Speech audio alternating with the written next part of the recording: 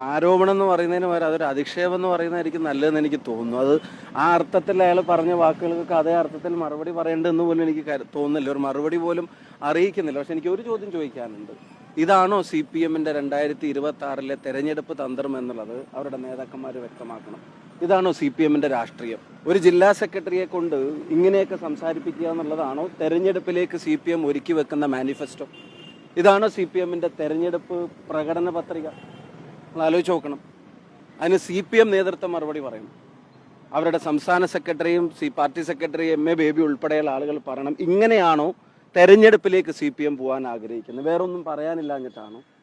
ജനങ്ങളുടെ മുമ്പിൽ വേറൊന്നും പറഞ്ഞു പിടിച്ചേക്കാൻ പറ്റാഞ്ഞിട്ടാണോ ഈ വ്യക്തിഹത്യയിലും അധിക്ഷേപത്തിലും ഡിപ്പെൻഡ് ചെയ്തിട്ട് ഇനിയുള്ള ദിവസങ്ങൾ, തെരഞ്ഞെടുപ്പ് അടുക്കുമ്പോഴത്തേക്കും ഇനിയുള്ള ദിവസങ്ങൾ ഇത്തരം ചർച്ചകളിലേക്ക് മാറ്റണമെന്നായിരിക്കും അവർ ആഗ്രഹിക്കുന്നത്?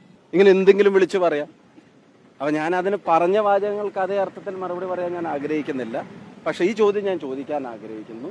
കൃത്യമായ പൊളിറ്റിക്സ് പറഞ്ഞിട്ടും കൃത്യമായ ഗവൺമെന്റിന്റെ വീഴ്ചകൾ ചൂണ്ടിക്കാണിച്ചിട്ടും ഈ തെരഞ്ഞെടുപ്പിനെ നേരിടാനുള്ള ആർജവവും കെൽപ്പും ഞങ്ങൾക്കുണ്ട്. അതിൽ വ്യക്തിപരമായി തകർക്കാൻ ശ്രമിച്ചാലും രാഷ്ട്രീയമായി തകർക്കാൻ ശ്രമിച്ചാലും ഒക്കെ അവർക്ക് അവരുടെ ഒരു മെച്ചവും പറയാനില്ലാത്തതിന്റെ പ്രയാസങ്ങളിൽ നിന്നാണ് ഇതിനെ ഇങ്ങനെ ഈ പറയുന്ന അധിക്ഷേപങ്ങളുടെ രാഷ്ട്രീയം അതിങ്ങനെ മുറുകെ പിടിച്ചിട്ട് CPM മുന്നോട്ട് പോകുന്നത്.